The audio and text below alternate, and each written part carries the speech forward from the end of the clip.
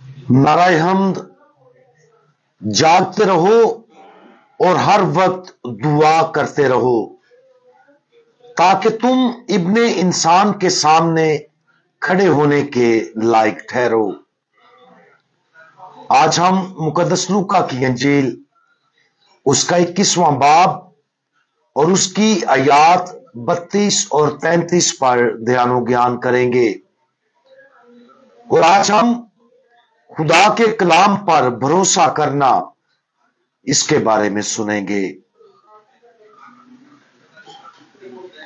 मैं तुमसे सच कहता हूं कि जब तक सब कुछ ना हो ले ये नस्ल हरगिज ना गुजरेगी। आसमान और जमीन टल जाएंगे मगर मेरी बातें कभी ना टलेंगी। जैसा कि हम इस लुतूरियाई साल के आखिरी अयाम के करीब हैं, हम दुनिया के खात्मे के बारे में पढ़ते और सुनते रहते हैं। आज की अंजील मुकद्दस में हम पढ़ते हैं कि आसमान और जमीन जैसे वो इस वक्त मौजूदा हालत में है खत्म हो जाएंगे। और हमारे लिए ये बात गौर तलब है। हम जानते हैं कि जिंदगी तब्दीलियों से भरी हुई है। कहा जाता है कि बाकी सब कुछ बदल जाता है, लेकिन एक चीज जो कभी नहीं बदलती वो बजाते खुद तब्दीली है। लेकिन जब जमीन की बात आती है तो ये यकीन करना मुश्किल है कि ये एक दिन खत्म हो जाएगी। कुछ साइंसदानों का ख्याल है कि जमीन 4.5 अरब साल से मौजूद है। ये एक तवील वक्त है। जैसा कि हम आज जानते हैं कि खुदावंद यीशु मसीह ने इस जमीन के खात्मे की पेशनगोई की थी। अब इस हकीकत पर गौर करें कि सिर्फ खुदा ही जानता है कि यह कब होगा। आसमान जैसा कि यह आज मौजूद है, खुदावंद यीशु मसीह की तरफ से इसके भी टल जाने की पेशनगोई की गई है। आसमान जैसा कि अभी है एक खालिस रूहानी हकीकत है जिसमें खुदावंद यीशु मसीह और हमारी मुबारक मां मुकद्दसा मरियम के सिर्फ जिस्मानी जिस्म मौजूद हैं। बाकी बहिश्त इलाही जोहर पर मुश्तमिल है जिसमें मौजूद खुदा के फरिश्ते और उन लोगों की रूहें हैं जिनको छुड़ा लिया गया है। लेकिन अगर आसमान भी टल जाए तो फिर किसका इंतजार है? सबसे पहले ये दो हकीकतें आसमान और जमीन अपनी मौजूदा शक्ल में खत्म होने की वाहिद वजह यह है कि रोज़े अदालत एक नया आसमान और एक नई जमीन होगी। जैसा कि मुकाशफा की किताब में लिखा है, उस वक्त आसमान और जमीन एक हो जाएंगे और यह नई तख्लीक हमेशा मौजूद रहेगी। लेकिन क्या कोई ऐसी चीज है जो फिलहाल अब्दी है, जो कभी भी तब्दीली का तजर्बा नहीं करेगी?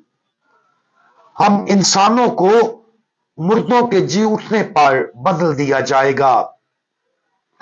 फरिश्ते एक नए घर का सामना करेंगे और खुदा एक नई और मुस्तकिल बादशाही कायम करेगा। लेकिन खुदावंद यीशु मसीह की आज की तालीम के मुताबिक एक चीज जो बाकी रहेगी वो खुदावंद यीशु मसीह की बातें हैं। मेरी बातें कभी ना टलेंगी। एक बार फिर ये गौर करने के काबिल है। तब्दीली और गैर यकीनी सूरत हाल से भरी दुनिया में हमें किसी ना किसी तरह के इस्तेहकाम की जरूरत है और वो इस्तेहकाम खुदा के कलाम में पाई जाने वाली सच्चाई है। खुदा का कलाम जैसा कि हम पर सहीफों के जरिए नाजिल हुआ है, हमारी चट्टान की बुनियाद बनना चाहिए जिस पर हमारी सारी जिंदगी कायम और मौजूद है। खुदा के कलाम पर गौर व फिक्र करना, दुआ करना, इस पर ध्यान ज्ञान करना और इस पर यकीन करना हमें इस काबिल बनाता है कि हम इस जिंदगी की तब्दीली और हत्ता के वक्त के इख्तिताम पर आने वाली तब्दीलियों से गुजरते हुए मजबूत और गैर मुतगैर रूहानी जमीन पर खड़े हो सके। अगरचे ये फितरत में कुछ पुरइसरार मालूम होता है, लेकिन ये समझने और यकीन करने के लिए एक मददगार सच्चाई है। खुदावंद यीशु मसीह की बातों के अलावा सब कुछ खत्म हो जाएगा। इस तरह हम जिंदगी में सबसे महफूज चीज जो कर सकते हैं वो उसके अल्फाज पर कायम रहना और उसे कभी ना छोड़ना। आज खुदा के कलाम में वाकया ही अपने आप को गर्क करने की अहमियत पर गौर करें। हम हर हफ्ते इसे पढ़ने, इसके साथ दुआ करने और इसे अपनी रोजमर्रा की खुराक बनाने में कितना वक्त सर्फ करते हैं। खुदा का कलाम महज तालीमात की किताब नहीं है जिसका मकसद हमें मुतासर करना या हमारी रहनुमाई करना है। खुदा का कलाम एक जिंदा कलाम है। यह अपनी गैर तब्दील शुदा शक्ल में खुदा है। खुदा अपने जोहर में कभी नहीं बदलेगा और उसके तहरीरी कलाम के नजूल में मशगूल रहने के जरिए हम अपनी जिंदगी में हकीकी इस्तेकाम का तजर्बा कर सकेंगे और आने वाली हर तब्दीली के लिए तैयार हो जाएंगे जब तक जिंदगी में मुस्तकिल तौर पर तरतीब कायम नहीं हो जाती। हम दुआ मांगे। हमारे जिंदगी बख्श अब्दी कलाम आप कभी तब्दील ना होने वाले और अब्दी हैं। आप उस चट्टान की बुनियाद हैं जिस पर हमें हमेशा भरोसा करना चाहिए।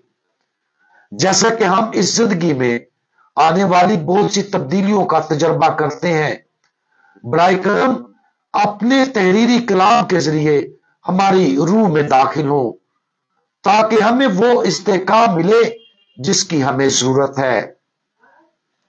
जैसा कि हम आप में मजबूती से खड़े हैं, हम खुशी के साथ नए आसमानों और नई जमीन के मुंतजिर हैं जिसका हमें इंतजार है। खुदावंद यीशु मसीह हमारा भरोसा आप पर है। आमीन।